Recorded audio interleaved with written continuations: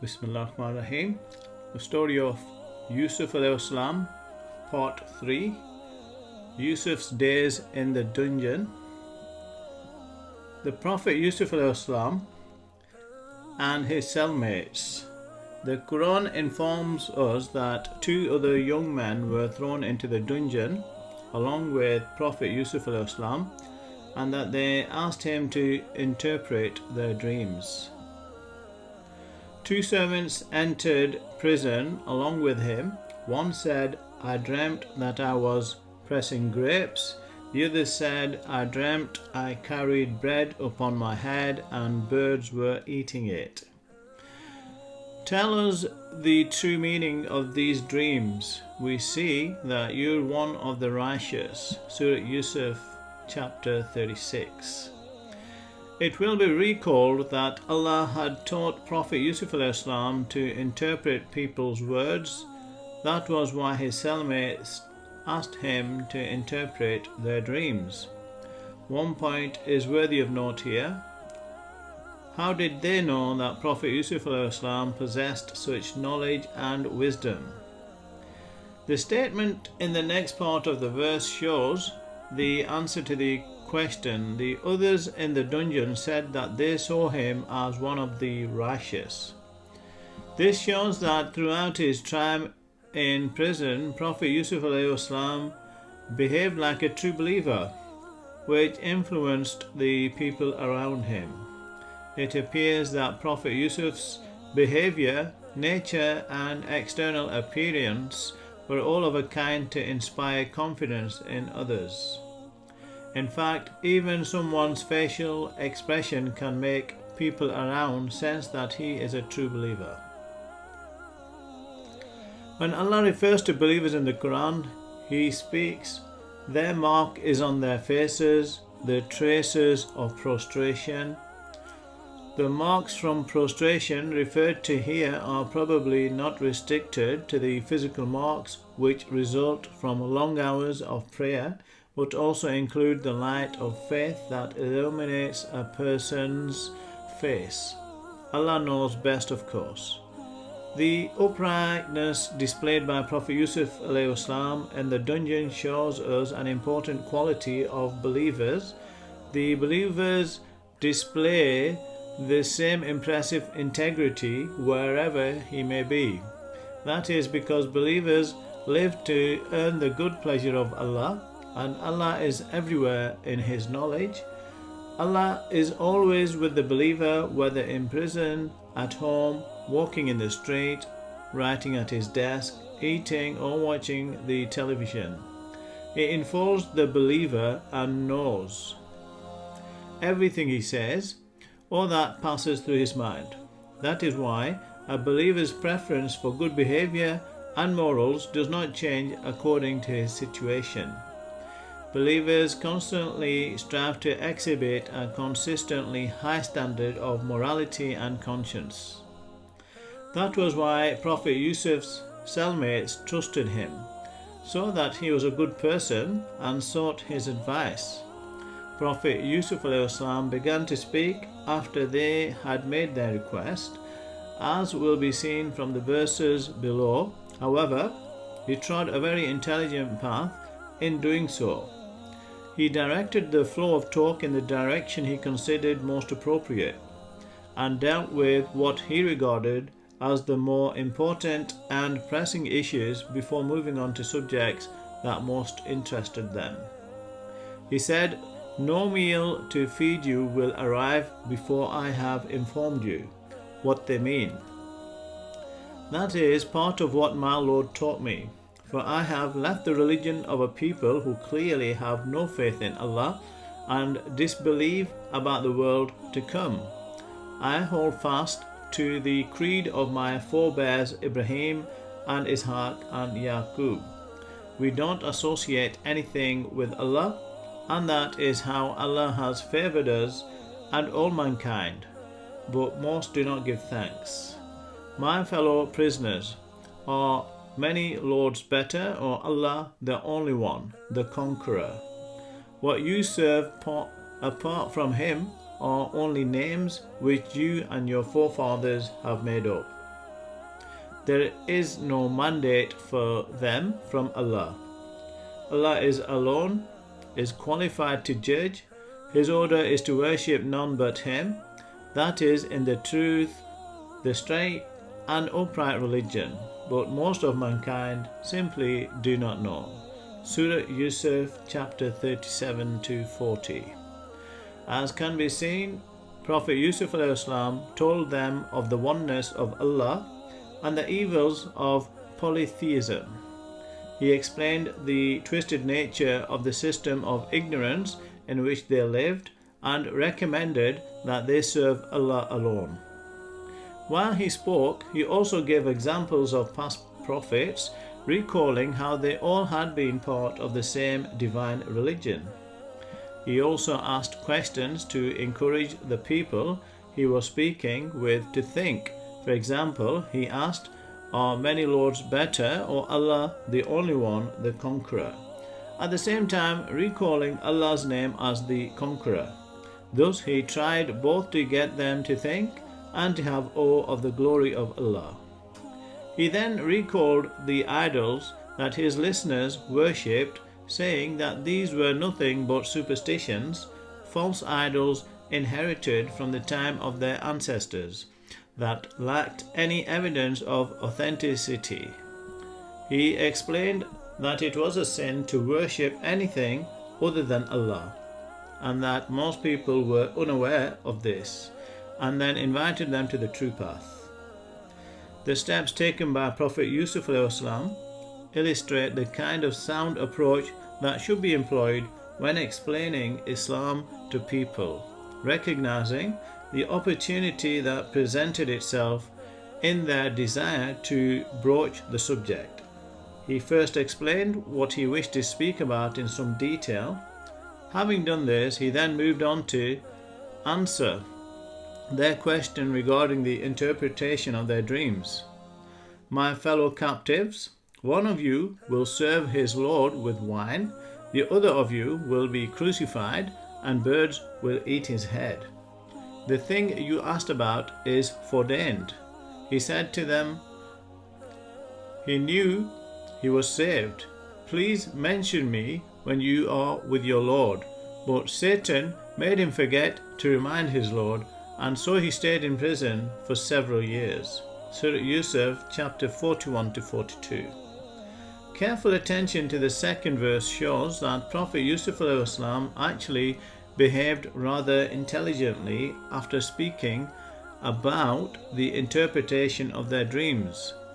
He told the one of his two cellmates who would be saved to remind his Lord about him. This was a very shrewd strategy intended to secure his release from the dungeon. Yet Prophet Yusuf was also aware that there were limits to what he might achieve and that he would only leave prison when Allah so willed.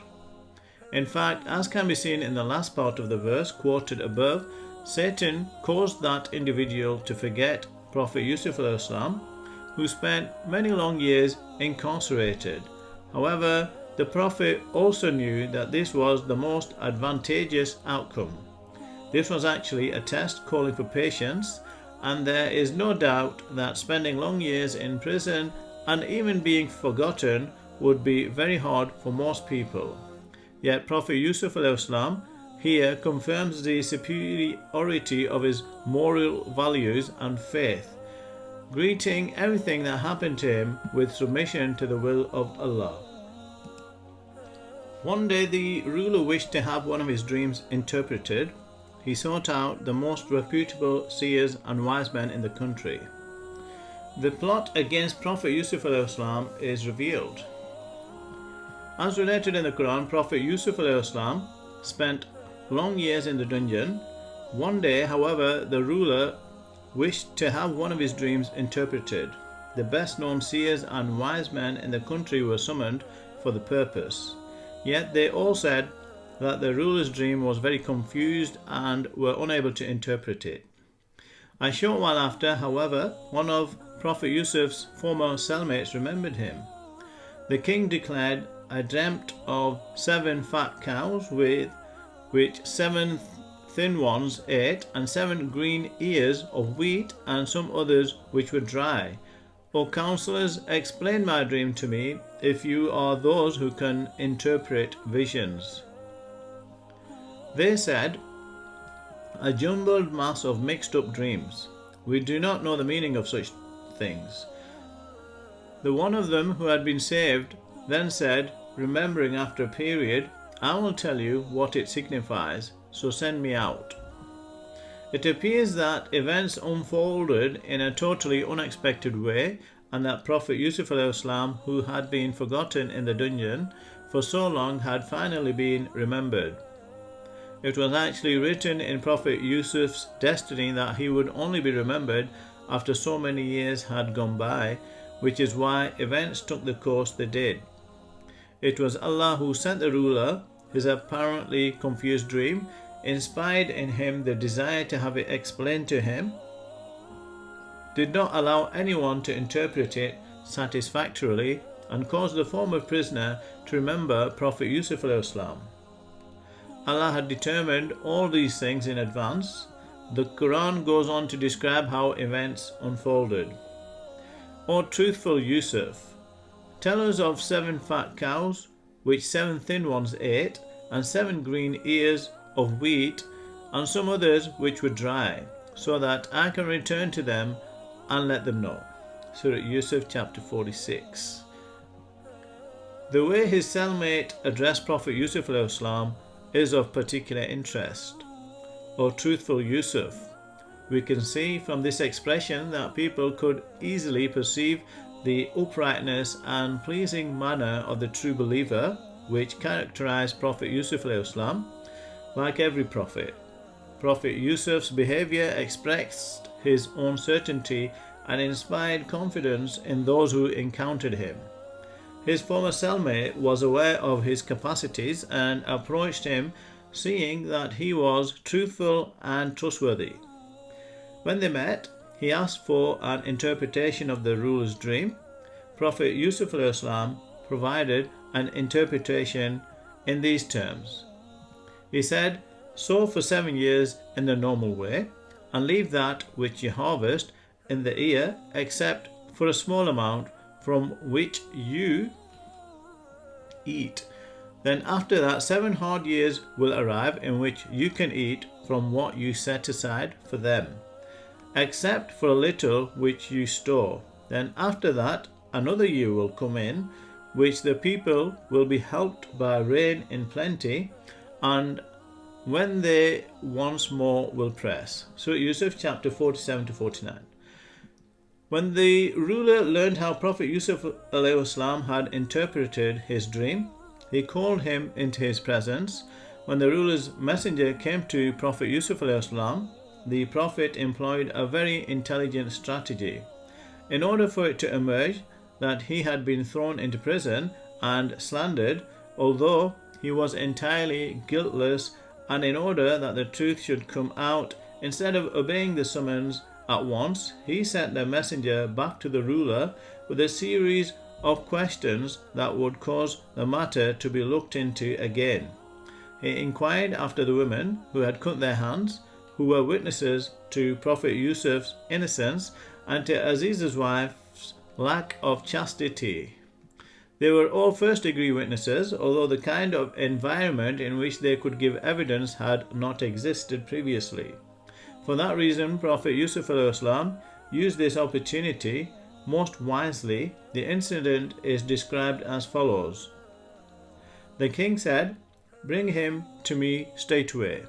But when the envoy came to him, he, Yusuf al-Islam, said, "Go back to your master and inquire of him what happened about the women who cut their hands. My lord has the knowledge of their cunning guile."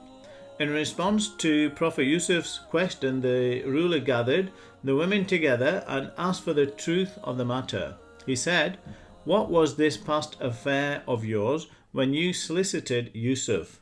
Then they said, "Allah forbid, we know no bad of him."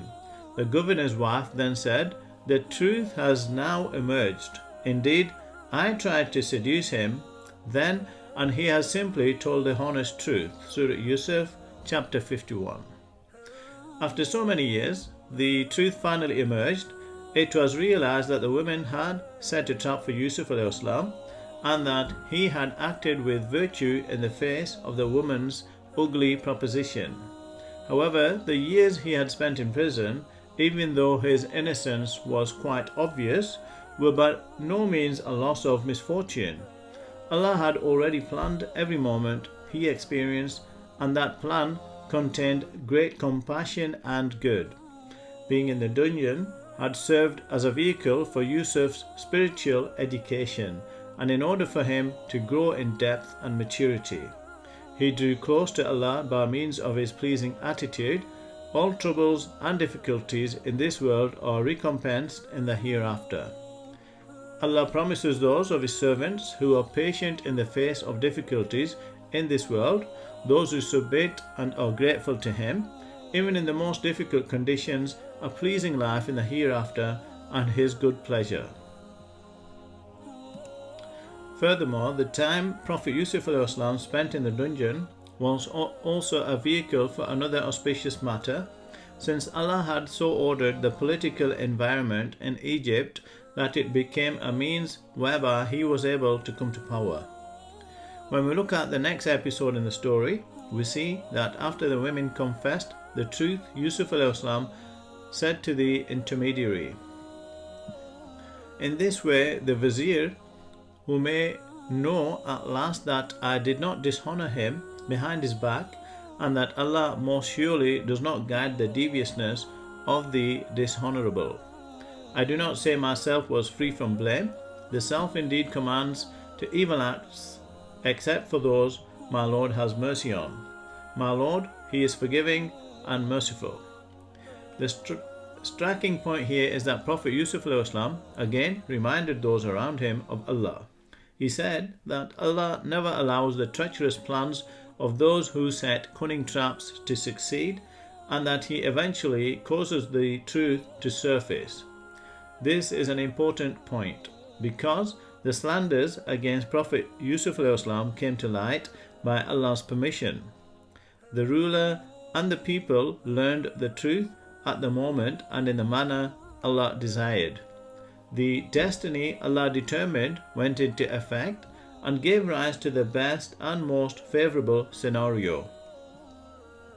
Yet what Prophet Yusuf ﷺ says in the above verses is also most important. Despite the truth being out in the open, his being the victim of an obvious slander, his spending so many years in prison, and being a servant raised to the status of prophet by Allah, Prophet Yusuf ﷺ did not attempt to deny the vulnerability of his own lower self. He also revealed another most important truth here. The self indeed commands to evil acts, except for those my Lord has mercy on. This is something that believers need to bear in mind at every moment of their lives. That is because every human being has earthly desires, and all people are tested at every moment throughout their lives. One's desires may sometimes clash with one's conscience, and a person will listen to the one or the other. Believers strive with the very greatest determination to heed the voice of their consciousness, which call them to what is pleasing to Allah, while other people live at the mercy of their desires. If a believer loses sight of his task and succumbs to his desires, he must repent and be more on his guard against the evils of those desires. That is because, as Allah has informed us in the Quran, by means of the words of Prophet Yusuf ﷺ, earthly desires always command one to commit evil acts. Yusuf's time as governor in Egypt. Prophet Yusuf ﷺ is given power and influence. After the ruler had learned the truth, a new period began for Yusuf ﷺ. The ruler told his men to bring Yusuf ﷺ to him, and when he arrived, he gave him an important position at his side, making him a trusted advisor. This is related as follows in the Quran. The king said, "Bring him to me straightway." so I may draw him very close to me." When he had spoken with him, he declared, "Today you are trusted, established in our sight." He, Yusuf, said, "Entrust the country's stores to me. In truth, I am a knowing guardian." And thus we established Yusuf in the land so he could live in any place he pleased. We grant our grace to anyone we will, and we do not allow to go to waste the wage of any people who do good. But the wages of the hereafter are the best for people who believe and fear their Lord. Surah Yusuf, chapter 54 to 57. To recall, the Prophet Yusuf had gone to Egypt as a slave, after which he had been thrown into a dungeon on the ugly and baseless charge of lusting after women.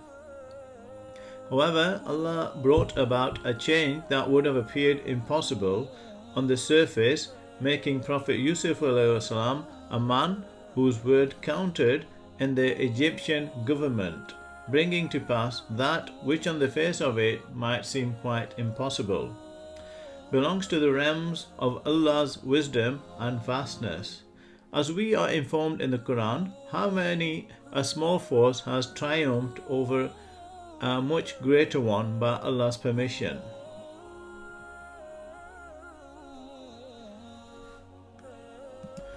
He said, "Sow for 7 years in the normal way, and leave that which you harvest in the ear, except for a small amount from which you eat. Then after that 7 hard years will arrive, in which you can eat from what you set aside for them, except for a little which you store. Then after that another year will come, in which the people will be helped by rain in plenty, and when they once more will press." As a miracle of faith for believers, Allah rescues them from situations that appear very difficult or impossible, and opposes those who deny Him. The only duty falling to a believer is never to abandon his belief in Allah's promise, and always to submit to the will of Allah and to trust in Him. For people who live their lives far removed from religion, the highest points to which they can aspire is to possess strength and power in this world, to own goods and wealth, and to influence how the latter is spent. This is the aim for which they struggle and to which they devote their lives. As we have seen, however, Allah freed Prophet Yusuf from the dungeon and endowed him with all these blessings at once. That is where the wisdom lies in Allah's recalling the hereafter at the end of the verse, right after He has given Prophet Yusuf power, influence and property. We are thus reminded that the possessions and rank conferred in this world are of no importance, and that what we need to set our sights on is the hereafter. However, in the final sentence of the verse, as we are reminded of this matter and informed that the recompense to be given in the hereafter will be most beneficial, we are also told that this applies to believers and the God-fearing. It is therefore out of the question for those who lack these characteristics to hope for a pleasant recompense in the afterlife. In this way, Allah turns people's gaze in the direction of the hereafter. People are shown another very important fact in the life story of Prophet Yusuf Allah reveals this in the Quran. For truly with hardship comes ease, truly with hardship comes ease. Surah Al-Inshirah, chapter 5 and 6. As we are informed in this surah, Allah promises believers that in the wake of every trial, He has provided ease. The life of Prophet Yusuf is full of such examples. The way he was rescued from the well and brought up in a good family, and the way he was appointed to the treasury from the dungeon are all clear evidence of how Allah follows every trouble and difficulty with comfort and relief. Prophet Yusuf and his brothers meet again. As we have seen, Prophet Yusuf became responsible for the Egyptian treasury. A short while later, those brothers who had thrown him into the well came to Egypt for reasons of trade and were brought into his presence, but they failed to recognize him. He, on the other hand, immediately recognized them and prepared a very subtle plan. He offered them certain provisions and assured them of his generous hospitality, thus calculating that he would be able to influence them into doing what he wanted. That is, his true aim was actually to recover his younger brother, can be seen from the following verses. The brothers of Yusuf al-Islam came into his presence, and he knew them, but they did not know him. Then, having supplied their needs, he said to them, "Bring me your brother, your father's youngest son. Do you not see that I dispense full measure and am the most hospitable of hosts? But if you do not bring him here to me, your measure from me then will be denied, and you will not come near to me at all." It can be seen from this that Prophet Yusuf al-Islam encouraged them in their desires by making it clear that he was a just man. This wasn't perfectly according to plan. Furthermore, he made it clear that unless they brought their brother to him, they would not gain what they had come for, and neither would they be granted another audience. In this way, he aroused in them the worrying prospect of possible difficulties. In fact, the effect of Prophet Yusuf al-Islam's words on his brothers was seen immediately. Given his power and magnificence, they were convinced that his were not empty words and decided to do everything in their power to bring their brother. They said, "We will request our father for him. That is something we will surely do." The strategy adopted here by Prophet Yusuf al-Islam was most ingenious. Had he not offered them a material advantage in this way, had he not imposed a number of conditions, they might have acted reluctantly and they would not have produced their brother. Therefore, Yusuf al-Islam did not leave matters entirely up to them, but prepared a plan they had no hope of resisting. Alongside all these intelligent matters, Prophet Yusuf al-Islam took yet another step to guarantee matters. Before his brothers left Egypt, he placed the money he had received from them in return for supplies secretly back among their lords. By giving them both the supplies and the money that they had paid for them, he provided them with yet another material advantage. This incident is described in the surah.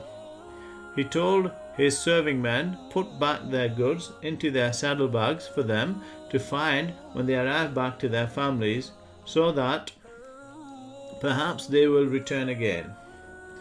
There is a nugget of wisdom here that believers need to draw from this succession of steps.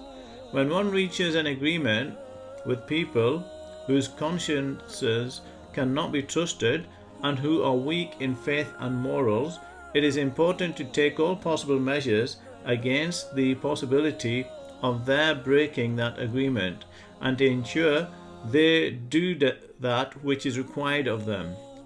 It is not the action of a believer to leave the course of events up to the other side. In other words, to leave the initiative with those weak in faith.